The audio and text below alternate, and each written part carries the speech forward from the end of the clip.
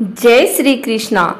आइए सुनते हैं सफला एकादशी व्रत कथा एवं पूजन विधि।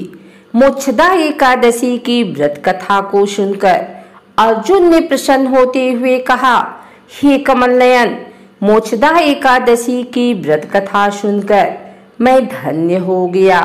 हे मधुसूदन, अब आप पौष मास के कृष्ण पक्ष की एकादशी की महिमा बताने की कृपा करें।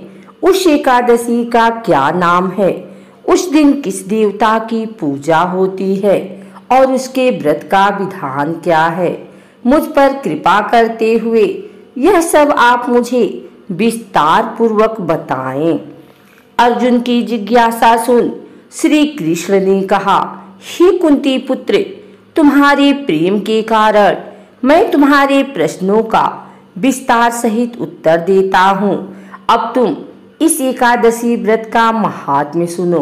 हे पार्थ, इस एकादशी के द्वारा भगवान विष्णु को शीघ्र ही प्रसन्न किया जा सकता है।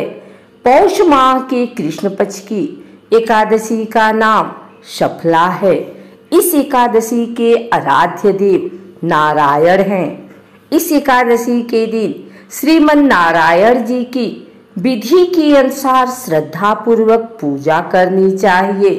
हे पांडु नंदन, इसे सत्य जानो कि जिस तरह नागों में शेषनाग, पक्षियों में गरुड़, ग्रहों में सूर्य चंद्र, यज्ञों में अश्वमेघ और देवताओं में भगवान विष्णु श्रेष्ठ हैं, उसी प्रकार व्रतों में एकादशी व्रत श्रेष्ठ है।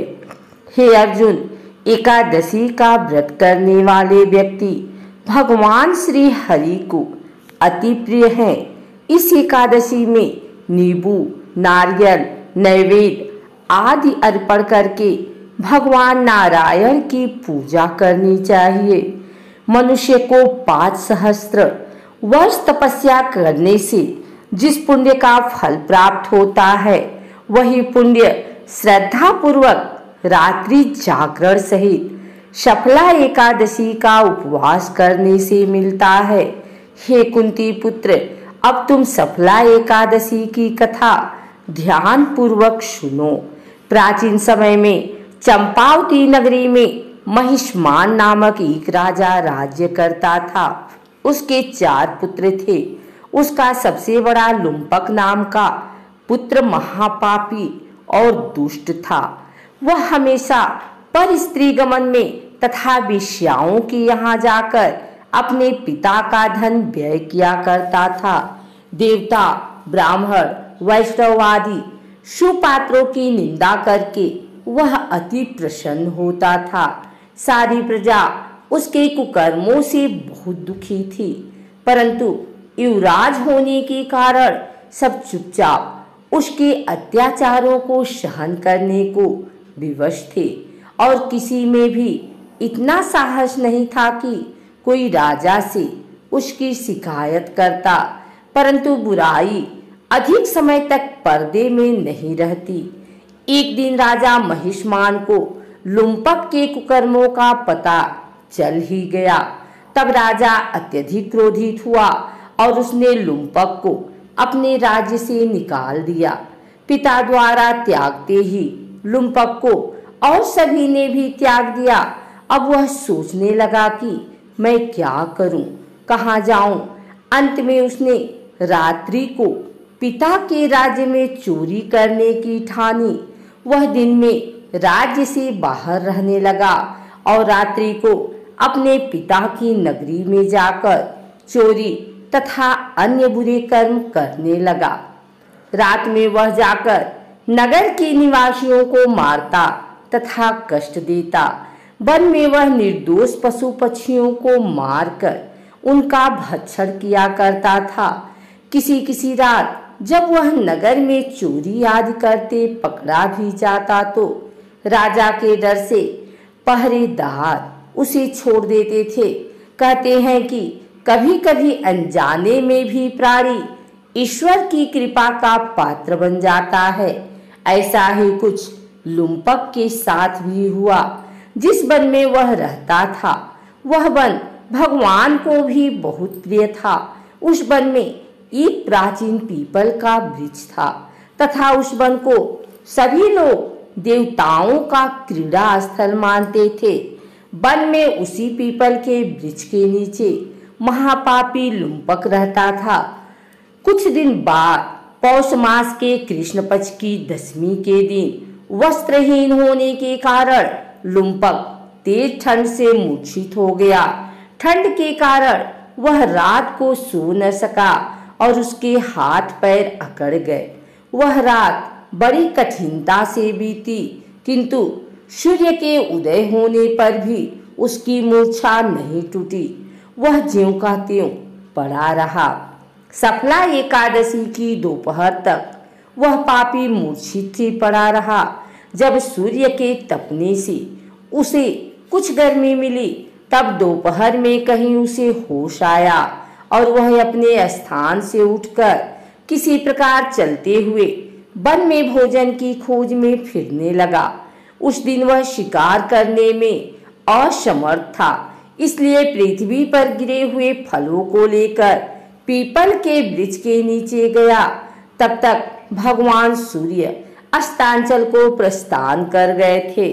भूखा होने के बाद भी वह उन फलों को न खा सका, क्योंकि कहा तो वह नित्य जीवों को मारकर उनका मांस खाता था और कहाँ फल।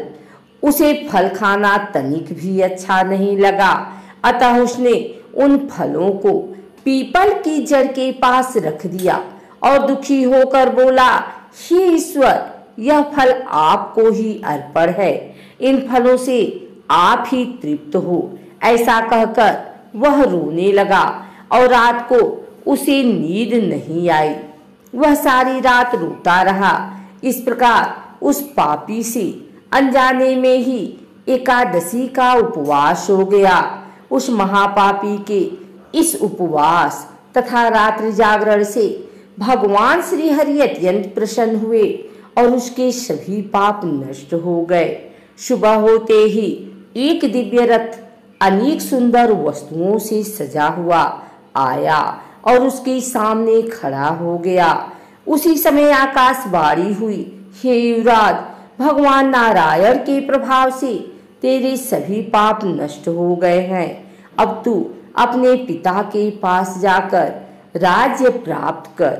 जब वह आकाशवाणी लुम्पक ने सुनी तो वह अत्यंत प्रसन्न होते हुए बोला, हे प्रभु, आपकी जय हो। ऐसा कहकर उसने सुंदर वस्त्र धारण किए और फिर अपने पिता के पास गया। पिता के पास पहुंचकर उसने सारी कथा पिता को सुनाई। पुत्र के मुख से सारा वृतांत सुनने के बाद पिता ने अपना सारा राज्य तत्क्षण ही पुत्र को सौंप दिया और स्वयं वन में चला गया। अब लुम्पक शास्त्रानुसार राज्य करने लगा।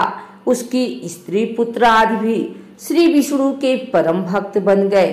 वृद्धावस्था आने पर वह अपने पुत्र को राज्य सौंपकर भगवान का भजन करने के लिए वन में चला गया और अंत में परम पद को प्राप्त हुआ। हे पार्थ, जो मनुष्य श्रद्धा व भक्ति पूर्वक इस सफला एकादशी का उपवास करते हैं, उनके सभी पाप नष्ट हो जाते हैं और अंत में मुक्ति प्राप्त होती है।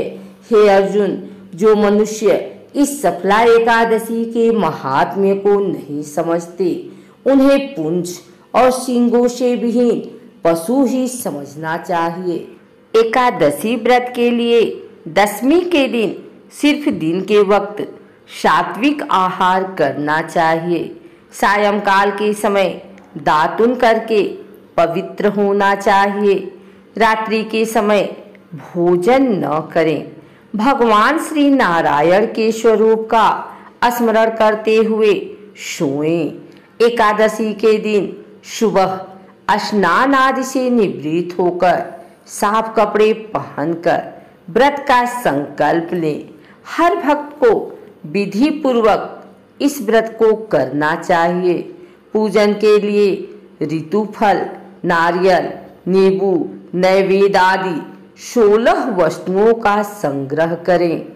इस सामग्री से श्री विष्णु तथा देवी लक्ष्मी की पूजा करें। घर में बने पूजा के स्थान पर दीप जलाकर भगवान श्री विष्णु का गंगा जल से अभिषेक करें। पूजा में धूप, दीप एवं नाना प्रकार की सामग्रियों से उन्हें प्रसन्न करें। इसके बाद उन्हें तुलसी दल अर्पित करें। सात्विक भाव धारण करके भगवान विष्णु की पूजा करें। रात्रि के समय श्री विष्णु के नाम से दीप दान करें और एकादशी की कथा सुने। आरती एवं भजन गाते हुए रात्रि जागरण करें। अगले दिन आरती करके व्रत का पारण करें।